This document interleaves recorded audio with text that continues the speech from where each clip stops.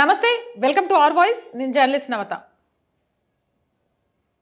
ఎంత పెద్ద బలవంతుడైనా మానసిక క్షోభను భరించలేవాడు. అది నిజంగా కూడా ఎంత ప్రమాదంగా మారుతుంది అంటే ప్రాణం తీసుకునేంత వరకు. ఇప్పుడు నేను సోషల్ మీడియాలో ఒకటి చూశాను. రాజస్థాన్‌కి సంబంధించిన air force officer commits suicide after friends wife files fake rape case was being pressured by his friend's family to embrace Islam. On 20th February, a junior Air Force officer from Midian village in Didwana, Kuchman district of Rajasthan committed suicide while on duty in Hyderabad. 24 years old Sukaram Zat, who was posted as a corporal, the case gained impetus when his family started demonstrating on the morning of 23rd February and raised multiple demands after his crops reached the Gachipura police station. An agreement was reached between the protesters and the police at around 4 p.m. after which the body was taken into native village for cremation. 24 సంవత్సరాల ఒక వ్యక్తి air force ఆఫీసర్గా పనిచేస్తున్న ఒక junior. ఈ case మొత్తం గచ్చిపుర police స్టేషన్లో file అయింది. తనకు ఒక స్నేహితుడు ఉన్నాడు. ఆ స్నేహితుడు ఒక మతంలో బ్రతుకుతున్నాడు. ఆ మతంలోకి తినను మారమని ఫోర్స్ చేశారు.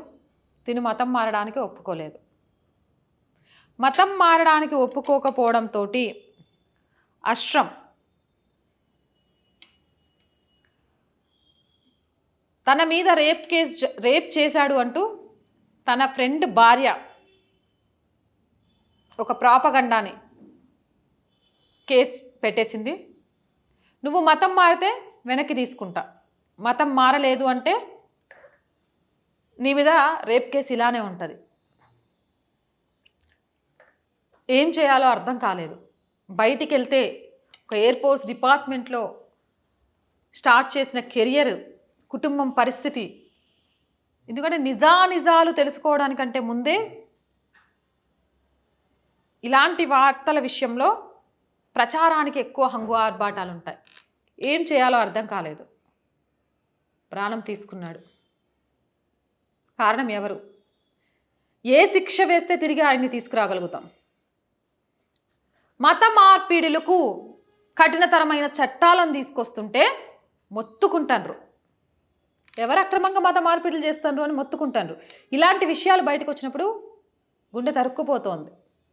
అరే, ఆడపిల్లనైతే ప్రేమ పేరు చెప్తారు, మగ పిల్లలైతే రేప్ చేసిండ్రని నిందిస్తారు.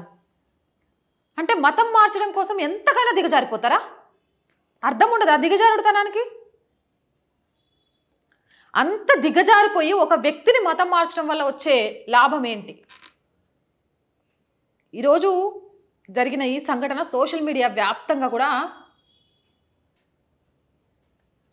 ఒక కథనంగా వస్తోంది. భయం వేస్తోంది. అబ్బాయికి రక్షణ లేదు, అమ్మాయికి రక్షణ లేదు. ఏంటి వీళ్ళ అంతిమ లక్ష్యం ఏంటి? ఎందుకు మారాలి ఒక మతాన్ని? పుట్టి పెరిగిన మతాన్ని మారమని చెప్పే హక్కు మీకు ఎవరిచ్చారు? మార్చి మీరు ఏం చేస్తారు? అసలు మీరు మారమని చెప్తున్న మతానికి సంబంధించి మీ కుటుంబాల్లో ఎప్పటి నుంచి వంశపారంపర్యంగా ఆ మతంలో వస్తారో ఎంతమంది చెప్పగలుగుతారు? కానీ పోరాడాల్సింది. ఒక ఆఫీసర్ అయి ఉండి ఇలాంటి చిన్న చిన్న విషయాలకి మానసిక నలిగిపోయి సూసైడ్ అటెంప్ట్ చేయడం అనేదే నాకు నచ్చలేదు. నిందొచ్చినంత మాత్రాన ప్రతి నింద నిజం కాదు. నిరూపించుకోవడానికి అవకాశం ఉంటుంది. నిరూపించుకునే అవకాశం ఉండి నిరూపిస్తే ఇలా మత మార్పిళ్ళ పేరుతో బెదిరించేటోడికి చుక్కలు కనబడాయి. కానీ ఆత్మహత్య చేసుకుంటే చూసావా, మతం మారలేకపోతే కుటుంబం పరువు కోసం వాళ్ళలాగా నువ్వు కూడా చేస్తావు. మారతావా లేదా అని బెదిరించడానికి ఒక అవకాశం ఇచ్చిన వాళ్ళం అవుతాం. దయచేసి దేనికోసం ప్రాణం తీసుకోకండి. ప్రాణం చాలా విలువైంది, చాలా గొప్పది. మనం ఒక పొజిషన్కి వచ్చాము అంటే మన తల్లిదండ్రులు ఎంత కష్టపడి మనల్ని ఆ పొజిషన్కి తీసుకొచ్చుంటారు. వాళ్ళ వయసు పైబడినప్పుడు వాళ్ళకి మనం ఆసరా అవుతామని ఎన్ని కలలుగానే ఉంటారు. నా కొడుకు పలానా డిపార్ట్మెంట్‌లో పనిచేస్తున్నాడని చుట్టాలతో చెప్పుకుంటుంటే వాళ్ళకుండే గర్వం ఎలా ఉంటది? అలాంటిది ఒక నిందకు భయపడి వాళ్ళ కొడుకు చనిపోయాడు. ఇక వాళ్ళ ఇన్ని రోజుల కలలకు ఫుల్ స్టాప్ పడిపోయింది. ఎప్పుడైతే ఒక చెయ్యి తోడు అవసరమో, ఆ చెయ్యే లేకుండా పోయింది అని ఆ కుటుంబం, ఆ తల్లిదండ్రుల బాధ వర్ణాతీతం.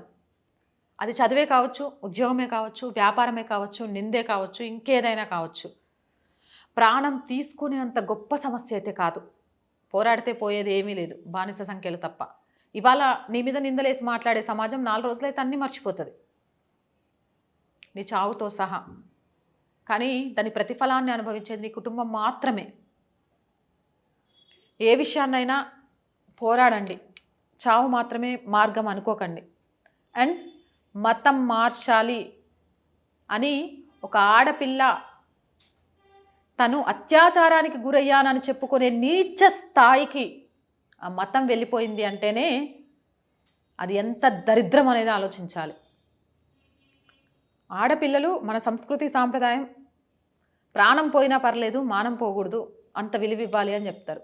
కానీ మతం కోసం మానాన్ని అడ్డుపెట్టింది అంటే అది ఏం మతం? దాన్ని బతికించుకొని వాళ్ళు ఏం సాధిస్తారు? దాన్ని అడ్డంగా పెట్టుకొని ఎంతకాలం బ్రతుకుతారు అనిపిస్తోంది. ఎవరి మనోభావాలను దెబ్బతీయడానికి కాదు. కోల్పోయిన ఒక ప్రాణం విలువ తెలియడం కోసమే ఈ వీడియో చేశాను. ఈ వీడియోపై మీ అభిప్రాయం ఏంటి అనేది కామెంట్ సెక్షన్లో తెలియజేయచ్చు. మోర్ వీడియోస్ కోసం మన ఛానల్ని వెంటనే సబ్స్క్రైబ్ చేయండి.